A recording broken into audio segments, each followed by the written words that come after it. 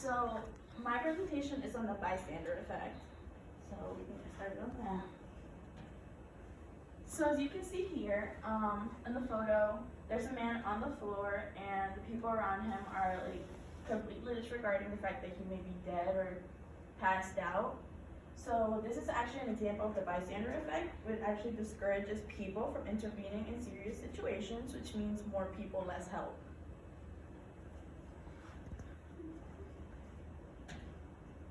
Okay, so Catherine Genovese.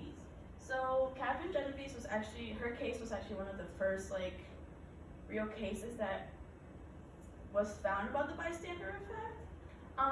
She was actually killed on early morning of March 13th, 1964. So she was walking home from work and a man grabbed her, mugged her, raped her, and stabbed her with a knife. And this was in front of an apartment building while all residents were watching.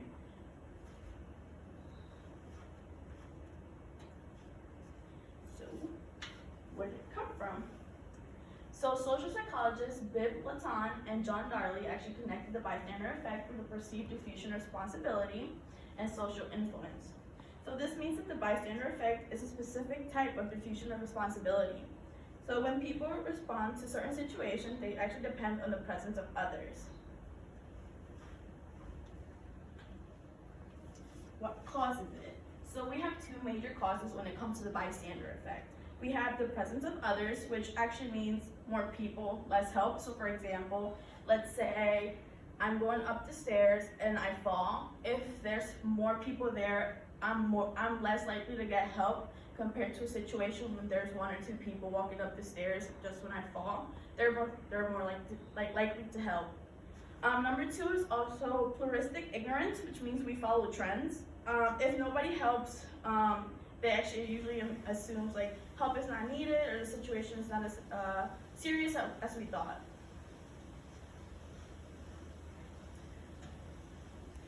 So, honestly, so in middle school when a fight usually broke out, we weren't the ones who actually go out and get help. Because we just didn't want to either be a part of it or we didn't want to get in trouble for that person. And people actually, before people do something, we actually do what we call a cost-benefit analysis, which means, am I going to get a reward or am I going to go down for this? So, yeah. So helping has costs and rewards. And that's my slide. So now, we're going to play a game that demonstrates the bystander effect. Hi everyone, my name is Avery Hill. Happy snow day. Today I will be presenting to you the topic of conformity.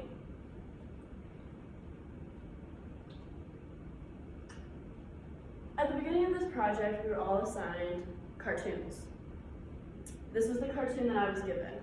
I'm going to describe to you what we see here. We see a group with all people wearing the shirts that say, "Be yourself."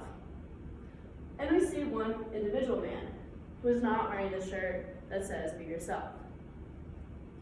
The group is saying that he is a nonconformist, which yes, they are true. He's not conforming to their group standard. However, one thing I find ironic about this specific cartoon is that the shirts that they're wearing are saying, "Be yourself." However, they are not being themselves, and they are not staying true to their own individual values because they are conforming to a group.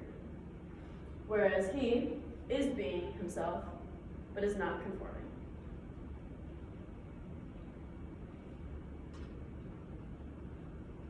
So what is conformity?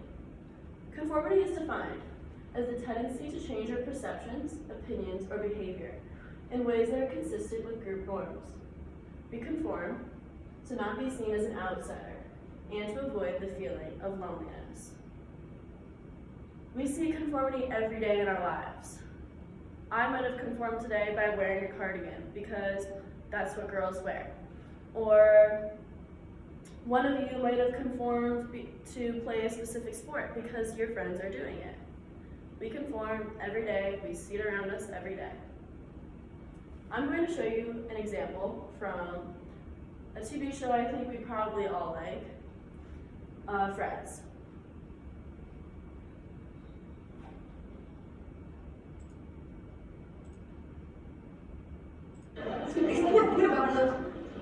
Yeah, no, actually, okay, that's so funny over here. I thought you didn't know. You know, I thought you guys didn't hear a lot of cigarettes. You know what I mean? Like babies. And I actually thought to myself, oh, those guys are crazy. But no, actually, I smoke the regular ones all the time. We get high. Me too. I'm kidding. Me too. The last time.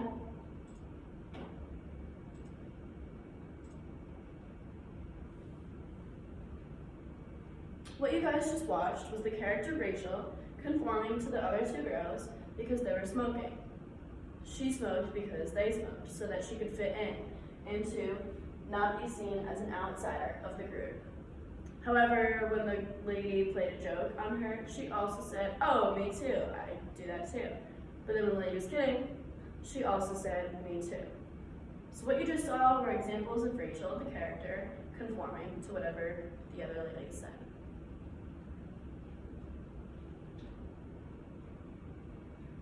The topic of conformity came about because of the study called the Ash Line Study. This study shows participants this one target line, the standard line. They were asked to choose out of A, B, and C, the line that most compares to the target line. As you can see, like the right answer would probably be C, since they are the same height, same width, and A is shorter and B is longer. However, if one person first said A, and A continued to be an answer from everybody, most people would conform with that and also say A, because they thought that that was the right answer because everybody else was saying it. They were conforming. The outcome was always the same with this study, whenever it is done. This just proves how conformity is very current in our lives. But why do people conform? They conform for two reasons. The first, the need to be right. When people observe that others agree on something, they automatically assume that that is the right answer and that those people are right. For example, if one person is in a class and they raise their hand and say, "I think the best way to do a project is a PowerPoint," and someone else agrees, "Yes, I would agree that that's PowerPoint is the best way to do the project," most likely you're going to hear that PowerPoint is the best project because people will hear this and they will conform to the group standard and what they think is being right. They are observing that others are agreeing on something, so they tend to agree as well. Another reason why people tend to conform is because of the fear of rejection. People fear the outcome of rejection if they do not conform. They fear that they will not be let into a group, or they'll be seen as an outsider if they do not conform with the group. That is why they will choose to conform. Here are some factors that lead to conformity. The first is group size. So, the larger the group, the more likely someone is to conform. Group status. If there's a high school swim team, seniors are less likely to conform because they feel that they have the most power, whereas the underclassmen are more likely to conform because the seniors have the higher status. Cohesiveness. If one person is really attracted to a group and really wants to be a part of it, they will easily conform. And having an ally. It helps to have somebody else agree with you on a certain thing. It helps to have an ally so that people will conform more. Whereas we said before, the more people will conform.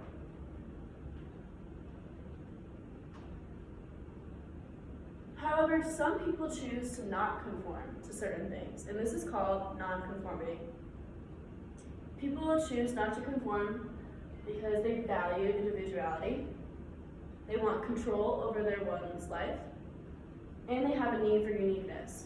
Now, so people don't conform because they want to stay true to their own individual beliefs. They value their individual beliefs over a group belief. They want control of one's life. They want the power. They don't want to have to conform to a group. They want their own life. And the need for uniqueness.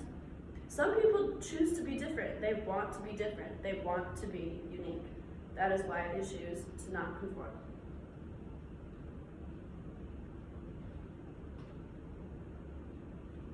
Now, I would like to demonstrate with the class an example of conformity.